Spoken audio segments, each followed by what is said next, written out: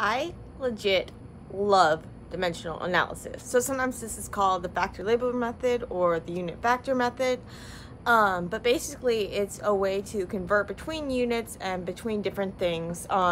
So you probably use some version of it like in your head, even if you don't think about it, like when you're trying to figure out how many slices of pizza or like how many pizzas to order for a number of people based on how many slices are in a pizza and how many slices you want per person.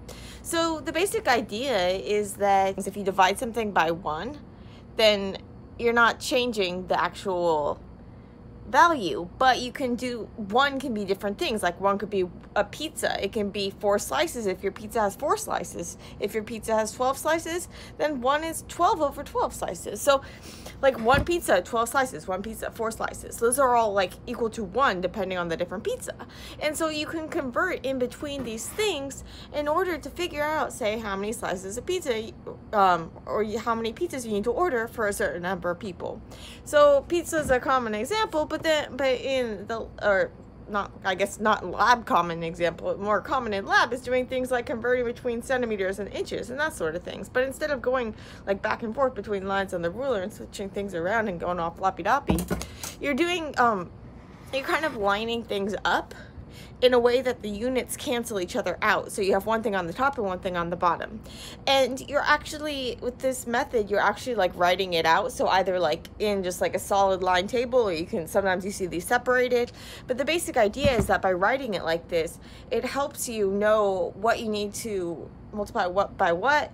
You can flip things around, like maybe the pizza's on the top, the slices are on the top, but maybe you need the slices on the top and the pizza on the bottom in order to cancel the units out. So you basically take what you know and you set it up as like these puzzle pieces in order to get all the units to cancel out to get where you need to be. And sometimes you have to add an extra unit conversion, like thingamabobs, like different things equal to 1. So like if you have 10 millimeters equals 1 centimeter, or you have 1,000 millimeters equals a meter. So those are all like common ways that we can convert between units, and so we put those into our puzzle piece in order to get to that final destination. And so I want to show you some examples of how this comes in really handy in the lab.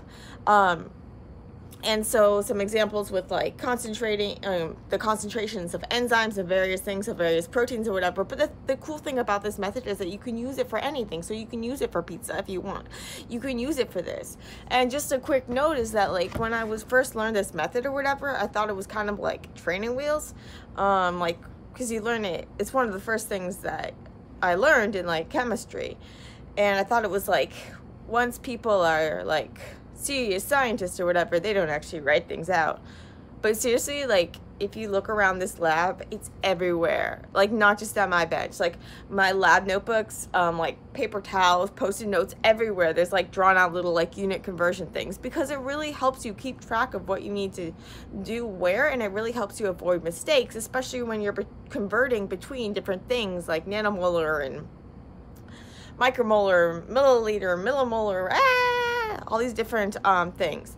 And so I want to show you how we use this method, and also give in a couple examples, and I'll give a place where you can like pause your video if you want to try it yourself before showing the answer. And so give you a little Jeopardy music, singing it myself, and hopefully it's not like copyrighted or anything. Okay, let's go. So let's get back to that pizza. Okay, so the basic idea, remember, is that all of these things that we're like multiplying or whatever, it's something that's equal to 1, but saying 1 in a different way. And so if you have a pizza, you can have a pizza that has 4 slices, and in that case you would have 1 pizza is 4 slices. Or if you had your pizza that has 8 slices, you have 1 pizza has 8 slices, or whatever. And so you can also then divide these different things. So you can have 1 pizza divided by the number of slices, or you can have these divided by this, and all of this is saying the same thing is 1. So you can multiply and divide anything by 1 without changing anything except for the units.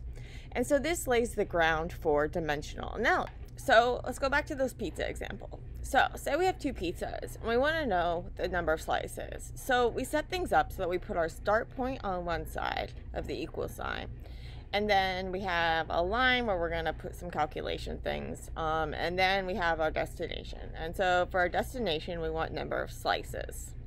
So how are we going to arrange things so that we figure out the number of slices?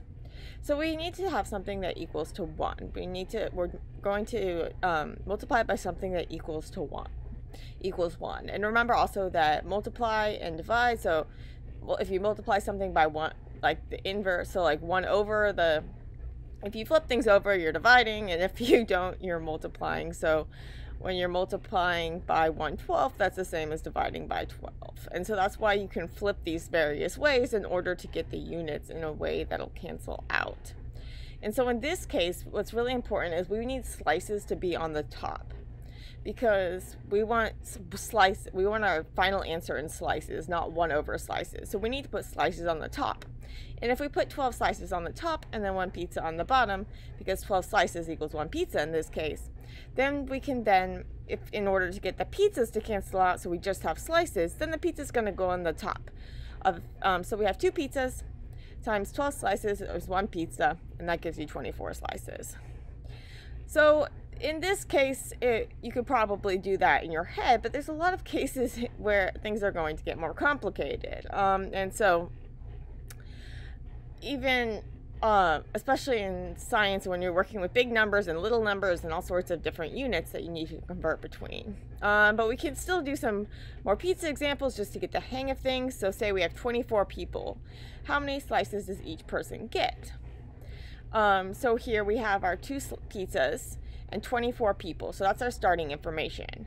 And we're going to orient that information in the way that we end up getting 1 slice per, or in the way we end up with our end units are going to be slices per people. And so we're going to need slices on the top and people on the bottom. And then our pizzas in a way that cancels out. And remember, each of these things that we're multiplying is just a different way of saying 1. So we're multiplying these, and then we end up with 1 slice per person. What if we want to buy it so that each person gets 2 slices? So now we need to, our starting information includes, we need 2 slices per 1 person. And when we do this, we work things out and we figure out that we need 4 pizzas. Okay, so enough with the pizzas. Let's get to some serious science. So when we're talking about science, a common use thing that we're using for conversion factors, so the things that we put in like one of those columns, are often we're converting between different units of measurement into standard, the standard units that we use in science, which are like the SI units, or the standard international units. So things like liters and instead of pints, and grams instead of pounds, and all of these different things. And so we could put any of these into one of those columns as something that is 1. So 1 ounce is 28.35 grams. So we could have 1 over 28.35, whatever, and depending on what units we need. So all of these are, as long as they're equivalent, you can put them in one of those columns. So in addition to going between like types of different types of units like this, we can also often what we're doing,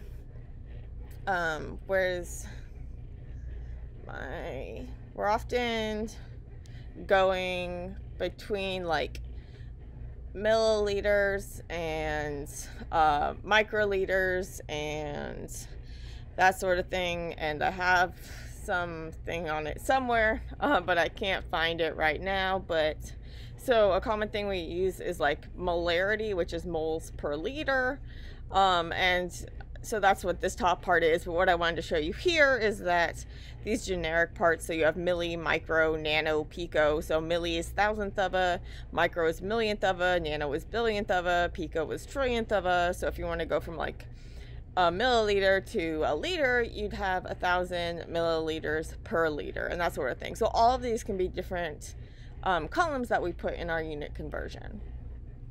So going back to, let's do a science example. So we have a puzzle.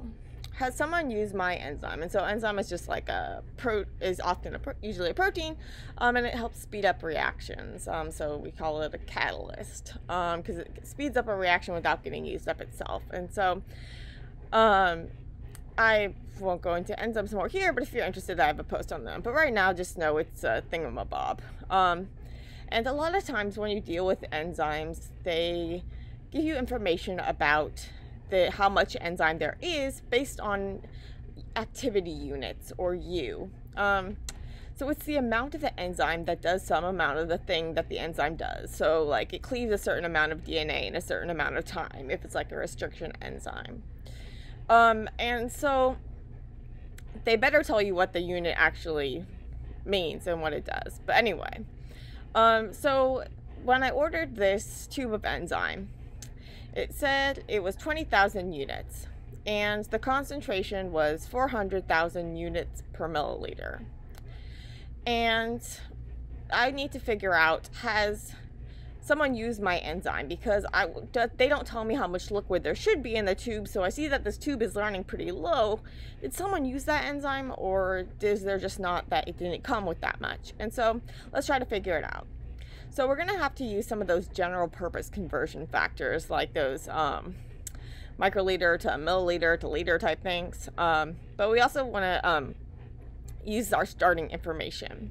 So we start out with where we are and then where we want to go. And so our starting point is that we have one tube, and our destination is we want to know microliters. And so now we have to turn the info we have into a conversion factor puzzle pieces to find our way. So we have 20,000 units equals 1 tube. 20,000 units over one tube is 1 tube over 20,000 units equals 1. So we can put these either of these different ways. And in any case, they're going to mean 1. We can also do, with our concentration, we have 400,000 units per mil, or 1 mil over 400,000 units, and all that equals 1. So we can flip these either way depending on what we need to do to get our units to cancel out. And so now we're just going to line things up so that we end up with microliters. So we can line things up like this, and this gets us to milliliters. But we needed microliters, remember? So we need to add one of those generic pieces to cancel out that milliliter and add microliters. And so if we go back to those prefixes, we know that microliter is a millionth of a liter, a milliliter is a thousandth of a liter, and so there's a 1,000-fold difference between them. So we can put 1 mil to 1,000 microliters, and now we cancel out our milliliters and we're left with microliters. And so now I just need to measure how many microliters are in the tube to see if someone was using my enzyme, but it was probably me that had used it and forgotten. So that was one example. Let's do another. So this one I'm going to give you a chance to pause and solve for yourself. So the example is that I need to know the enzyme concentration in micromolar, but I'm given the concentration in units per microliter. And so we need some more information to solve this. So I look to the product data sheet and find that the specific activity is 800,000 units per mg. And the molecular weight is 25,000 Daltons. Okay, so what's micromolar? Micromolar is micromoles per liter. So we need an answer in micromoles per liter. And what's a Dalton? A Dalton is means 1 gram per mole. So 25,000 Dalton, so it's the same as 25 kilodalton, is telling us there are 25,000 grams of enzyme per mole of enzyme.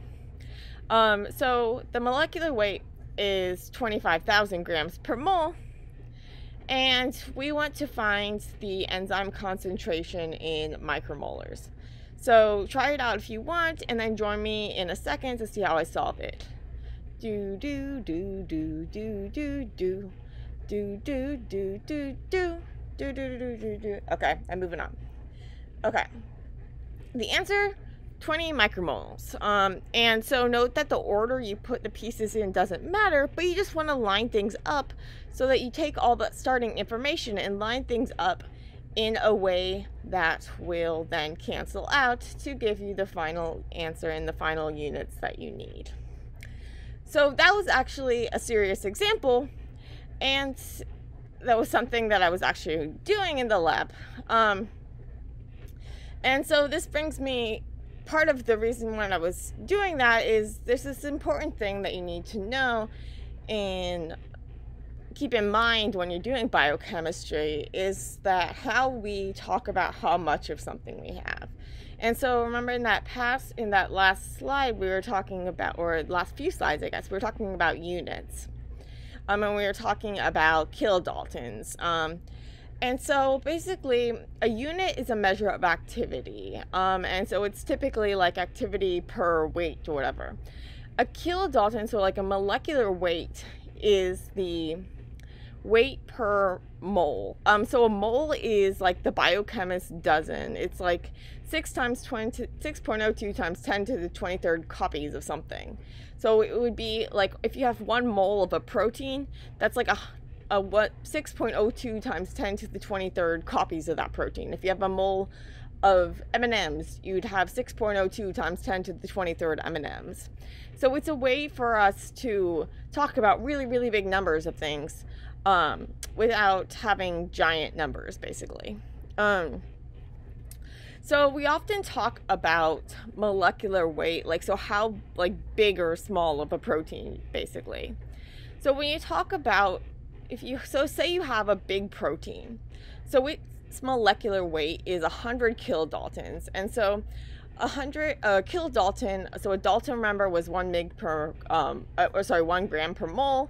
A kilodalton is a kilogram per mole, so it's 1,000 grams per mole. And so if we have a big protein that is 100 kilodaltons, we have a little protein that is 25 kilodaltons, so in the molecular weight. And now you imagine you had a mole of each of them. Well, you're going to have a lot more grams of the bigger one. So that's why if you like go by molecular weight, it's often like frustrating when people do things by grams and that sort of thing in biochemistry, because if you go by equal weight, you're going to have way more of the little one, and if you go by equal copy numbers or moles, you're going to have a way higher weight of the big one. But also you can also use some dimensional analysis here to roughly estimate the number of amino acids in various proteins, with this estimate that an amino acid typically is about 0.1 kilodaltons or 100 daltons. So basically if you have 100 kilodalton protein, it probably has around 1,000 amino acids, and if you have a 25 kilodalton protein, it probably has around 250 amino acids. But this is just an estimate because different amino acids have different weights and stuff and different sizes. But anyway, this is just an example of how, these are just a couple examples of how dimensional analysis can come into play and really help you understand what's going on, in addition to helping you do things like make buffers. Another way it's useful, so here converting between like molarity and molality. So molarity we've talked about is moles per liter, and molality is moles per kilogram. And so by using dimensional analysis, you can do things like figure out the molarity of water based on the like the density of water and the molar mass of water, and then you can figure out the molality of water. So basically there's a way to convert between all these things in all these different cases. So I've shown you a variety of different examples where we're doing things. In all these cases, dimensional analysis is coming into play. So it's a really important skill, and it can be kind of fun, and it's not just training wheels. Because it's really helpful, because sometimes you start off with thinking things like one thing should be on the top, but then you need to flip it over and it's on the bottom, and so you're thinking in your mind like, wait, am I dividing, am I multiplying, or whatever. Laying it out here in dimensional analysis can really help you see what's going on and keep track of things and not make silly mistakes.